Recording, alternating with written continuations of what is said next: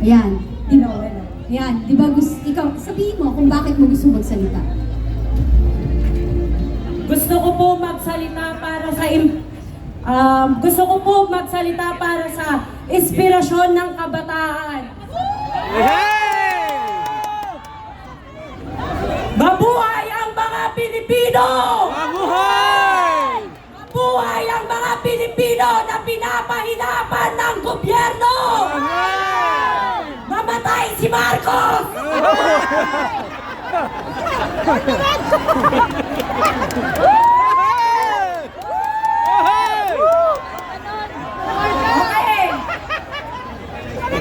The Philippines is normal with earthquake.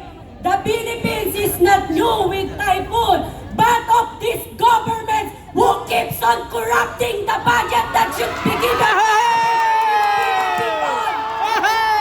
We are drowning. Why? And they are lifting themselves.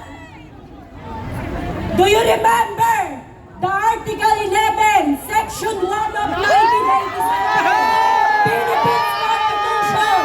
Public office is a public trust.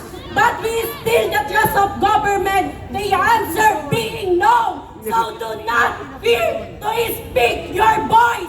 Huwag tayong matakot na pakialaman ang kanilang ninanakaw sa mamamayang Pilipino. Kaya Luzon, Visayas, Mindanao, tayo na magwelga dahil tayong mga Pilipino pinagsisilbihan, hindi ninanakawan.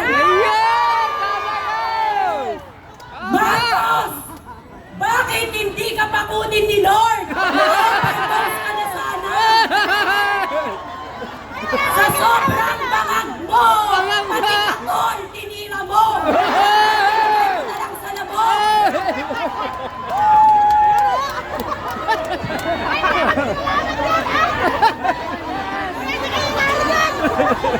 Ang sabi ni John Vic Rimulya, kaya daw nag-surrender si Marcoleta dahil high na high daw.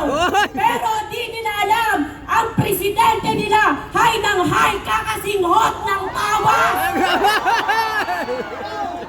Ito baka mabaril!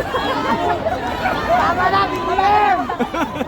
Alam naman natin, napagod na tayong lahat. Ha? Pero huwag tayong mapagod. Laban lang hanggat may mga buhaya na hindi nabibitang.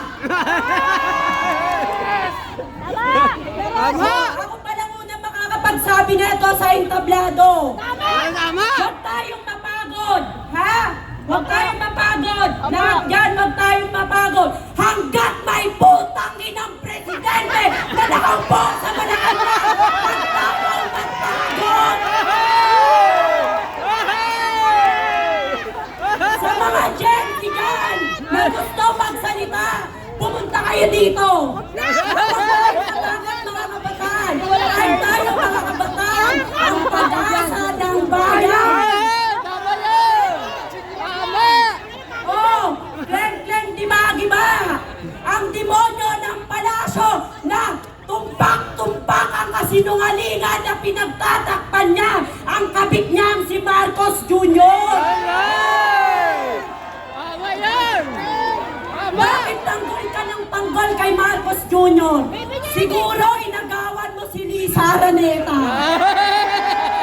Huwag kayo mag-adik ha, huwag kayo mag-adik. Dahil tutulo rin yung sipon nyo.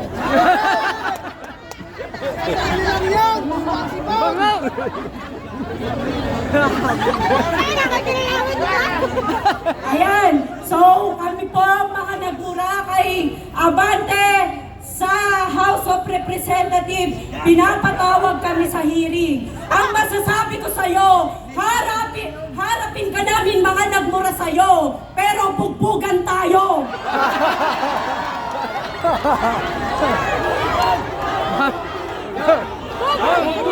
Buhaya! Buhaya! Buhaya! Buhaya! Ito pa, papayag pa kayo na uupo sa 2028 si PhilHealth Queen na nagnakaw ng PhilHealth funds na si Riz na si Risa Hontiveros. Isa siyang PhilHealth Queen. Kaya ang sigaw natin, Risa na nasa lata! Risa na nasa lata! Risa nyo nasa lata na!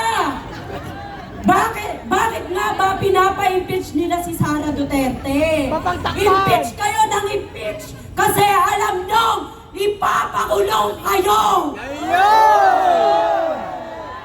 Hindi nagtatakpan! Oh, sa mga naninira sa akin sa social media dyan, sa FB page ko, yung mga corn beef dyan, manahimik na kayo! Hindi na sa lakas ng loob. Oh, si Luistro na namumula yung bibig na may kulangot sa mukha! Napakapangit mo! Matanda ka na, wala ka pang pinagkatandaan! Hawakin yan! Hawakin yan! Biyaya daw yan! Blessing daw galing kay speaker! Boying! Patuloy natin pa imbestigahan yung flood control. Tama! Tama! Oh, sa kabayo ng artista dyan, sabi niya, Marco Beta daw. Eh siya nga, vice pangit. Oh, tanggalin mo yung makeup mong may baku-baku sa mukha. Tuloy ang paninira mo sa mga minority ng Senado eh. Eh mukha ka namang kabayo ng It's Showtime.